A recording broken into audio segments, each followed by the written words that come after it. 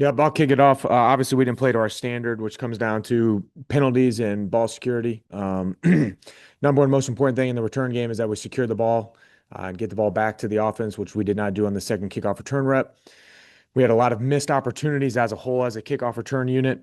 Throughout the year, we've been a top five kickoff return unit in the NFL. We are still the second best based on average kickoff return unit in the NFL, and we did not play to that standard or what we're capable of doing in the game. The second kickoff return rep, we didn't do a good job of following the off returner and cutting it back sooner. We took it into traffic. We're too loose with the ball. Obviously, Amir fumbled the ball. We're down Gould and Doolin. We've got to be able to step up, continue to play at that high standard, which we have done. Amir's done a great job with his opportunities throughout the year, but obviously did not take care of business and do his job there. We took him out after that rep for Tyler Goodson.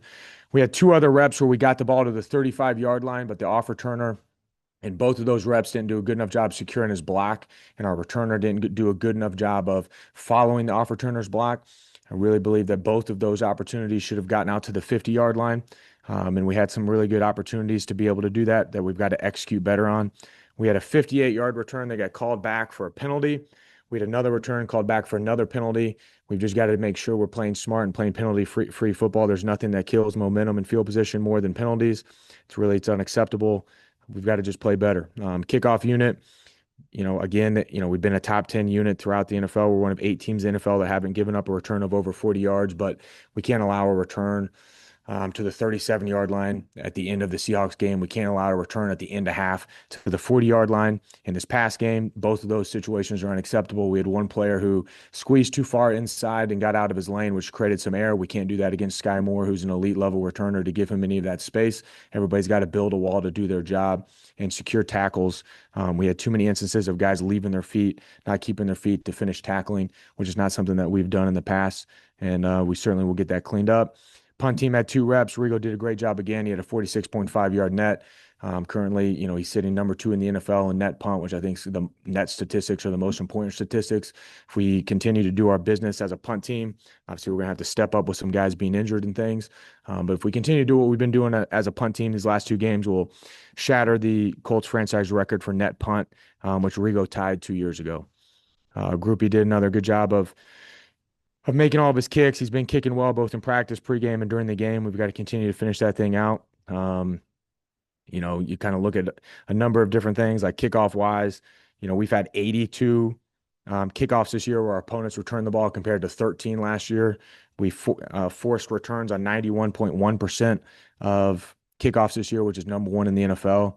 I think there are a lot of things that the guys have done well that are overshadowed by obviously some really bad plays, and we can't allow those highs and lows to go against us to hurt us in the game. Kevin, go ahead. Mace, did you think Rigo was going to be a Pro Bowler? I certainly think based on when you look at his punt average being top 10 in the NFL and him being number 2 in net punt, that he certainly is deserving of that honor. Net punts really shows hey, you're hitting the ball with great hang time that's allowing the coverage to prevent return yards. We've been top 5 in the NFL in opponent punt return yard average as well. So I definitely think he was certainly deserving of that. There's a lot of really good punters and big name punters certainly in this league, but Rigo's been, operating at a very high level. And then obviously the ball hit the crossbar, but it didn't look like you put anybody back there for the field goal. Was there any thought to that, or what's kind of the thought process in that? No, that certainly is a situation that's on me that we should have had a returner back there. It happened very fast in that situation where we didn't think that they were going to kick a field goal from that distance. He hadn't shown, his career long was 59 yards, and he was much shorter than that distance in pregame.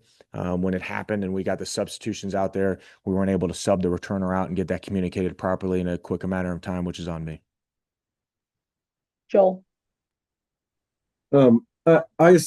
Ball security is obviously an emphasis for all portions of the ball, but is that something that falls under special teams, or does that fall under offensive, in terms of covering up the ball and not fumbling? Is that whose primary responsibility is that with the staff?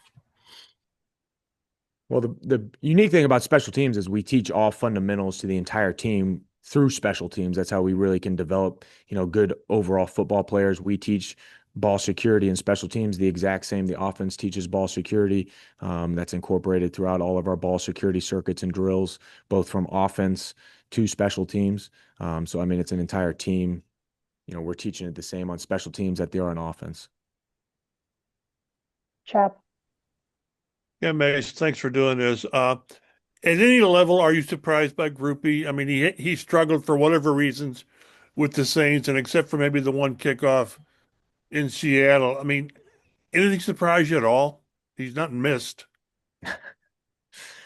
Certainly it's uh, a pleasant surprise when somebody who was, as he said, snowballed, somebody who was maybe not performing to their talent level is then able to quickly recover and get their confidence and get back to being hot. That can be a pleasant surprise. I had a good feeling that I thought, as we've kind of discussed here before, that he had the ability to do that based on his mental makeup and his talent. And I thought we could put him in a situation that would allow him to be successful. You never know exactly, though, when you're making these situations, after the bye week late in the season, how exactly everybody's going to gel and all that's going to work. But it certainly took off, and those guys have worked really well together. You talk about how Rigo's on pace maybe to break the franchise record with net, and Groupie's already broken the franchise record for a long field goal. I mean, I don't know what more you can ask from him from just a plain kicking standpoint. We couldn't ask anything more from Groupie coming in when he has, making all of his kicks and looking really smooth both on and off the field. He fits in really well with the guys. He's a good teammate. He's great to have around. Appreciate it. Looks like you'll do it, Mace. Thanks for your time. All right, guys. Have a good Christmas.